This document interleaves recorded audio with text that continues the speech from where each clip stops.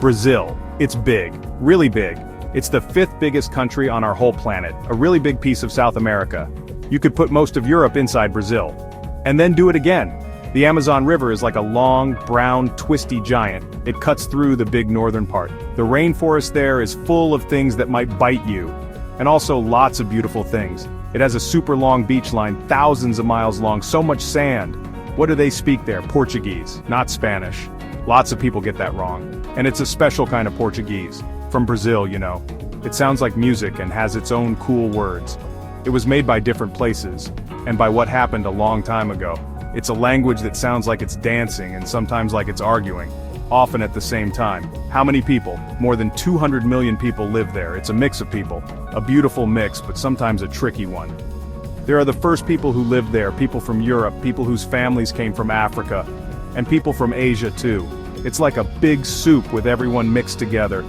Lots of them live in giant cities, Sao Paulo, Rio. Others live far away in small villages in the Amazon, or in quiet towns by the sea.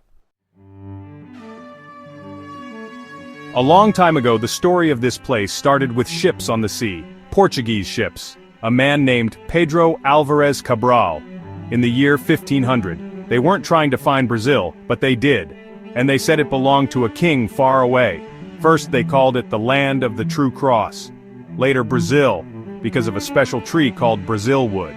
That tree was something they could sell.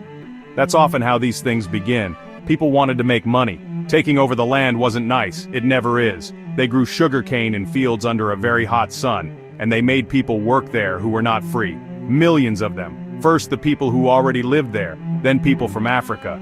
It was a terrible thing to do. Then gold, diamonds, and they took more and more. Some people got very rich, but many people's lives were ruined. The land lost so much. Its people suffered so much too. There are still marks from that time, big ones. They became free in 1822, Dom Pedro I. The king far away wasn't in charge anymore, well, mostly. Brazil became a kind of kingdom. Then in 1889 it became a country ruled by its people. It's been like a wild ride with lots of changes in who's in charge.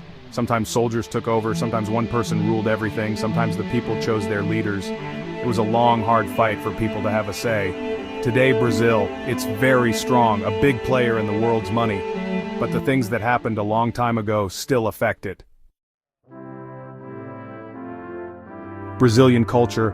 Wow, it's so much all at once. Music is like the blood flowing through Brazil, everywhere. Samba music, that's the sound of Rio, of carnival.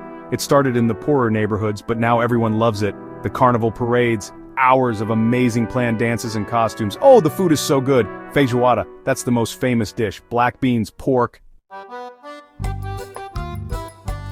Rio de Janeiro, the marvelous city, that's what they call it. Yeah, it really is. The big statue of Christ with his arms open wide, watching. Sugarloaf Mountain, a big rock mountain standing like a guard. Copacabana, Ipanema, famous beaches. Just saying their names sounds like a song. It's beautiful, it's busy, it's Rio, it's a city that feels so alive in its own special way. Then there's the Amazon. That's a different kind of big. The rainforest, it's like the lungs of our world. So much green everywhere. So many different kinds of plants and animals, you can't even count them. There are piranha fish in the water, monkeys in the treetops, you can travel on slow boats on the river, people hang up hammocks to rest. The first people who lived there still have communities, living by old ways. It's a place that makes you feel quiet inside. It makes you feel small. It reminds us of what's important and what we could lose. Beaches. Brazil has so many beaches, not just the famous ones in Rio. The coast in the northeast part, miles and miles of it. Porto de Galinhas, Jericoacoara, Trancoso, Fernando de Noronha, a group of islands. It's a park for sea animals. The water is super clean, dolphins, sea turtles. Some beaches are for parties. Others are just for getting away from everything. You can find your own perfect spot of sand. It's there. Scene 5. The amazing game Why Football is So Loved. Football, futebol, you can call it soccer too. In Brazil it's more than just a game, it's like a religion. Everyone is crazy about it, a source of happiness. Of sadness too. From the poorest places to the richest homes. You'll see kids kicking a ball on any bit of dirt. The yellow shirt of the Brazil team. It's very special, it brings people together. It makes them argue sometimes. It really shows who they are. It's a really big part of being Brazilian. Pelé, Oré, the king. He won 3 World Cups, over 1,000 goals, He made the number 10 shirt famous, a star known all over the world, before Messi, before Ronaldo. He showed the world Brazilian style, the ginga, the beautiful way they played, the magic. He wasn't just a player, he was something amazing, a sign of how great Brazil could be. Then came others, so many others. Ronaldo, the phenomenon, Zico, Romario, Ronaldinho. Each one was super talented in his own way. Neymar, he's the big star now, flashy, talented. Everyone expects so much from him, always. He has to play well, to make people happy, to win. That's a lot to carry. The players before him were so great, but someone new always comes along. The talent keeps coming. The stadiums. They're like churches for football. Maracana in Rio, where so many big wins happened. Scene 6, Art and Stories, the heart of Brazil. Brazil's heart isn't just in its music or its football, it's in its words, its stories. Machado de Assis. He was a great writer, smart and funny, and he saw things clearly. He wrote about what life was like a long time ago in the 1800s. Clarice Lispector, her writing was very deep. It made you think. She wrote about what women were thinking and feeling inside, what all people feel. Jorge Amado. He wrote many stories about a place called Bahia, its beauty, its problems. Their books are like windows. They let you see into Brazil, movies, Cinema Novo in the 60s. It was a big change. God and the devil in the land of the sun. Very real. About important problems. And it didn't look away. Movie makers like Glauber Rocha, Nelson Pereira dos Santos, telling Brazilian stories for Brazilians, for the world. Movies today still do this. City of God. Central Station. They show real life, even the hard parts. Heartbreaking beauty. Very strong movies, plays in theaters. They're very popular and exciting. From big shows in Sao Paulo, to small new kinds of plays. Plays that talk about big problems, that surprise you, that make you laugh, that make you think. Augusto Boal's Theater of the Oppressed. Using art to help change things. The theater is a place where the country can talk about important things, and the art on the streets. Scene 7, Everyday Life, How Brazilians Live. Daily life, it's very different from place to place. Sao Paulo is super busy, a city full of buildings, non-stop. The calm feeling of a small fishing town, where time moves differently, slower. But family is very important, almost everywhere. Sunday lunches that go on for hours. People in neighborhoods know each other, neighbors helping neighbors. It's about being close, about people, the lifestyle. Brazilians love being outside. Beaches are places to meet friends, not just for swimming, for volleyball, for talking, for life.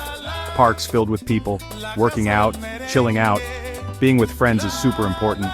Long talks over coffee, or a beer. And then there's the Jeitinho Brasileiro, that special Brazilian way of figuring things out. Maybe bending the rules a little, making things work, getting by. It's like a special skill, clothing. Usually it's casual, relaxed, especially in cities by the sea. Havaianas flip-flops are what almost everyone wears. Swimsuits can be pretty small. Confidence is important. But people do care about fashion. They like to look good. Shopping malls are popular places to hang out. Bright colors are common. It matches their lively culture. When they go out at night, they really dress up. How you look matters. How you show yourself is important. Scene 8, the first people Brazil's indigenous groups. A long time ago, before the people from Portugal came, before the cities, before all the busyness, there were people already living here, the first Brazilians. Many hundreds of different groups of these first people, each with its own language, its own beliefs, their own way of seeing the world. They were very close to the land, to the rivers, to the forest. They knew many old secrets of nature. For thousands of years, a rich mix of cultures. Often, people outside didn't know about them. Their story after 1500, a story of hard times. When others came to their land, they brought sickness, slavery, fighting. Their lands were taken. People tried to destroy their way of life, forced to be like the newcomers, forced onto small areas of land. It was terrible for them. So many of them died. Yet they fought back, they kept going. They are still here. It shows how strong people can be, even when things are very bad. Their fight is not finished. The problems today are huge.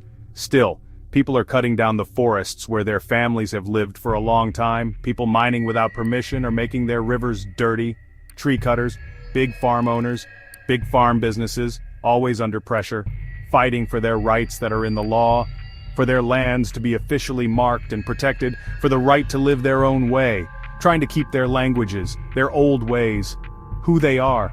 in a world that often seems to want them to just go away. Scene 9. Africa's strong beat: how Africa shaped Brazil. You can't really understand Brazil without talking about Africa. Millions were brought from Africa to Brazil as slaves. A terrible, cruel time. Forced to work on sugar farms, in mines and homes. This system lasted for hundreds of years. It left behind sadness and showed amazing strength. From hardship, a lively Afro-Brazilian culture grew. In music, religion and food. Samba, maracatu, candomblé and umbanda. Dende oil, coconut milk, acarajé, vatapá. African influence is in the language, movement and celebrations. The spirit of Africa is a big part of Brazil's identity, in the faces of its people, in their laughter and tears. A beat that is strong, you always know it's there. It shaped Brazil in a big way. The fight keeps going, against unfair treatment because of skin color. These are still real problems.